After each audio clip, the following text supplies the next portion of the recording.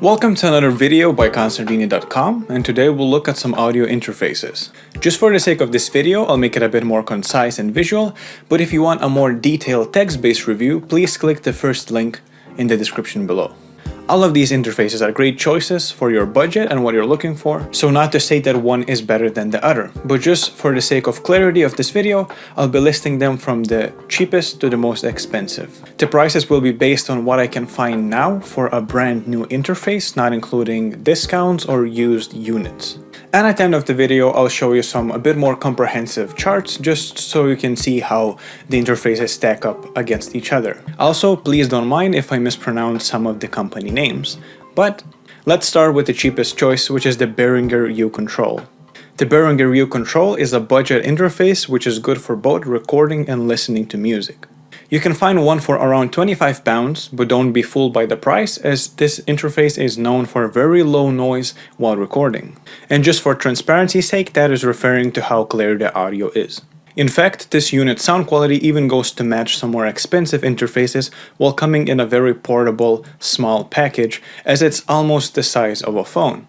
Some of its pros are ASIO 2.0 compatibility, which is rather uncommon for most interfaces, the aforementioned size and portability, and obviously being such a simple interface, it does not require any drivers to be installed on your system before using it, which is wonderful for such a price, but being this cheap, it comes with some negatives. One of them being that you will have to rely on RCA cables, as the size and the price of this interface does not allow for an XLR input. Another minus for coming at such a low price and size is that it records at a lower sample rate, which might not be preferable for some of you, as it leaves less place for error and obviously loss of audio quality. And obviously being a budget option, the software bundled with it is quite underwhelming. So overall, it comes as a very nice little package, being quite compact and cheap, but at the same time you can't really escape that it does cost £25. Next on the list we have the Mackie Onyx Producer 2.2. Jumping up around £70, we enter the mid-entry range for audio interfaces. And when it comes to this offering, it's ideal for singer-songwriters and content creators. The Mackie Onyx Producer 2.2 is an interface that will not let you down both in price and in performance. With analog circuitry and high-resolution converters, the Onyx Producer 2.2 delivers top-notch sound. Some of the pros of this interface are that it includes a MIDI in and out for MIDI compatibility with synths and controllers. It has a high Z switch that allows you to directly record your bass and guitar. And it comes with Mackie's DAW Essential collection of plugins, and the Traction T7 DAW, which by itself is free, but it's a good touch nonetheless. Somewhat expected for an interface that reaches almost £100, but it's overall a nice affordable package. But just so you have a full look, we can't ignore the negatives. It only supports USB 2.0, which means no Type-C or Thunderbolt, which might increase latency. But that shouldn't be that big of an issue if you're looking for a budget option. It also adds a little bit of warmth and coloration, which might be an issue if you want a clear, consistent sound. But if warmth is what you need, this might as well be a positive. So overall, it's really not that bad for the price you're paying. And it should be more than enough for someone who just wants to try out an audio interface or record their instruments and etc. The two following interfaces will still not break the £100 mark, so feel free to treat them as interchangeable, as it's up to what you need or even the aesthetics you want. To start off, we have the M-Audio M-Track 2x2. The M-Audio M-Track is an intuitive interface designed in a similar fashion as the Apollo Twin. An interface we'll have a look later on in the video. It features a large central knob, very low noise preamps, and digital converters which convert your audio into really high quality in your DAW. For some other pros, it has an extremely simple layout with only 4 knobs. It has high quality crystal preamps. It works both with USB 2.0 and USB Type-C, which the previously mentioned audio interface lacked.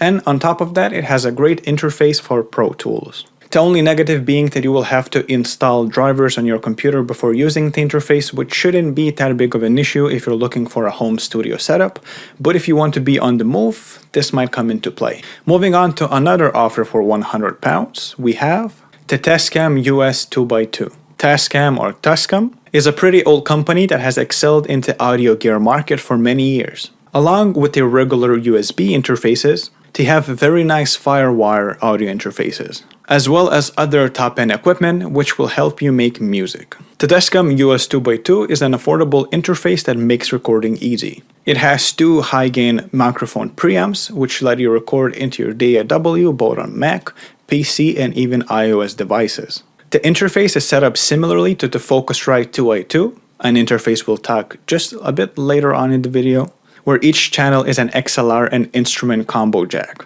It has a rugged metal housing which will hold up if you're on the move. It also fits well in a home studio because of its compact size and a very low self-noise. And it also comes with the Cubase LE software, which is the mini version of the Cubase Pro, which once again is a wonderful touch. And like always, some of its cons just to balance it out. It's best for assemblies and singer-songwriters, so don't expect to record a large group unless you're using a condenser for your room mic. And once again, it needs special drivers installed before using it, which once again shouldn't be that big of an issue for a home studio, but will come into play if you want to record on the move. And with that, we're leaving the sub 100 area and moving into more expensive interfaces, but for now is just a small jump of £35. Steinberg UR22C.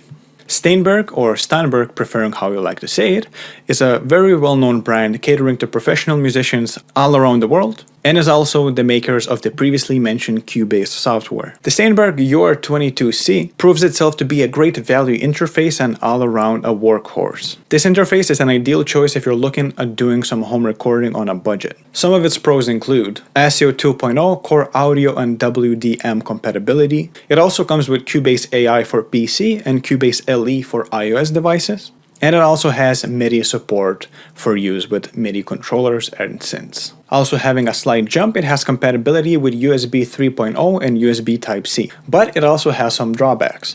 The maximum headphone level is quite low. The mic preamp is a bit weaker than others, so make sure to power it through the DC. Overall, it's a relatively inexpensive USB audio interface from a world-renowned brand and would fit in any home studio. Now we're slowly entering the bottom of the mid-range with the Focusrite Scarlet 2x2. Focusrite is another great company that provides with a wide range of audio interfaces, as the Scarlet series come from around £100 to £400 depending on what you need. The Scarlet 2x2 is one of their entry budget options, but it still brings great performance. Some of the pros include extremely low latency guaranteed with a direct monitor circuit, the new air button for adding brightness and openness, and as well it's wired for power surges.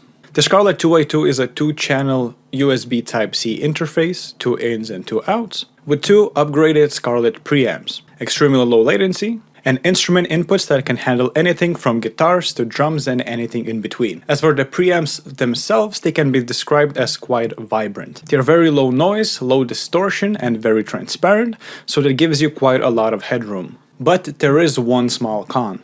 It only uses USB Type-C cables without the support for normal USB 2.0 or 3.0, which means some older systems might not be compatible. Also, on the positive side, if you end up buying a Scarlet interface, you will also get a bundle of Ableton Live, which is one of the biggest DAWs in the industry.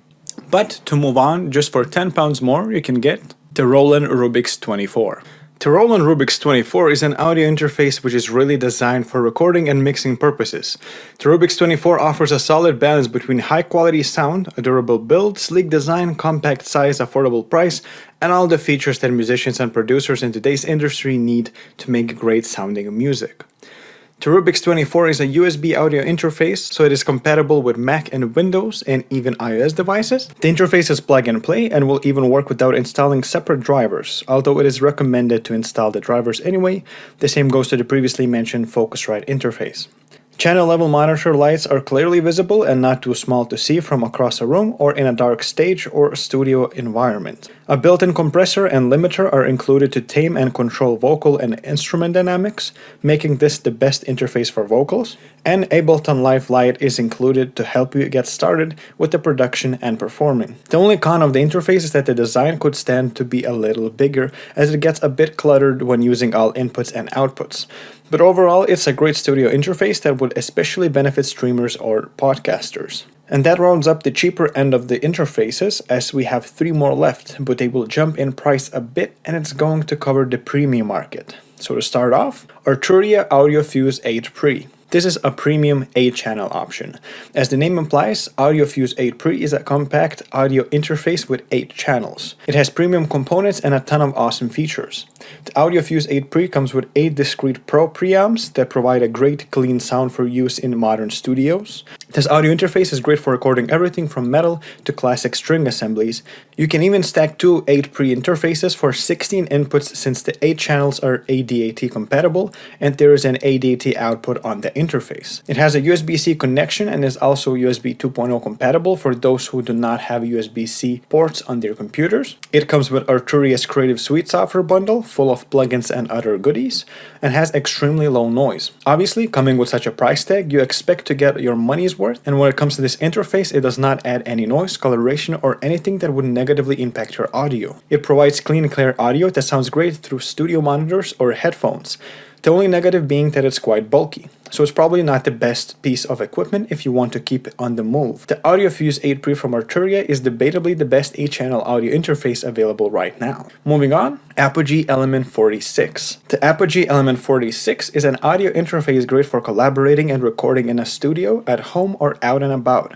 It has 4 analog inputs with the world-renowned mic preamps, 2 headphone and studio monitor outputs. In total, the Element 46 actually has 12 inputs and 14 outputs, 4 inputs being analog inputs and 6 outputs being analog outputs, and selectable phantom power for use with condenser microphones. It is probably the highest tech interface on this list with virtual control software and hardware remote controls. It has Thunderbolt multi-unit support for using multiple interfaces on the same computer, has a ton of great sounding inputs and outputs including the ability to connect to external devices. But said that, it is a Thunderbolt connected device, so it's only available with Mac and iOS devices. But if that's what you use in the first place, the interface is good for anyone at any production level, just keep the price in mind.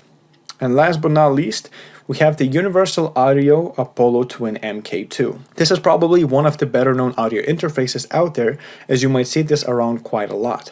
But that just goes to show how solid of an interface it is. Just going over some pros, it has a built-in microphone for talkback when in the studio. It comes with the real-time analog plugin bundle, which has all you will need for basic mixing, and with the Unison technology, you can achieve high-quality emulation of classic tubes, preamps, guitar amps, and microphones. So both looking at the price and the spec sheet, it is indeed an interface of high grade. It has an amazing external sound card, provides a super wide dynamic range, and comes in a nice small package.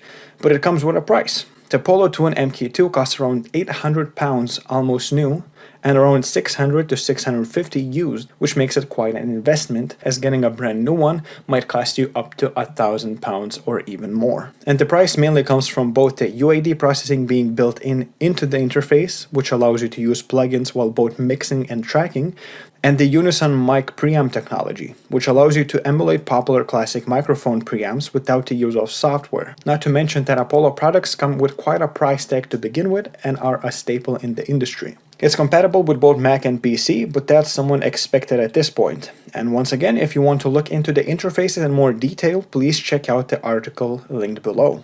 Now for some comparisons. When looking for an audio interface, it's important to understand that the price tag doesn't directly translate that one interface is better than the other.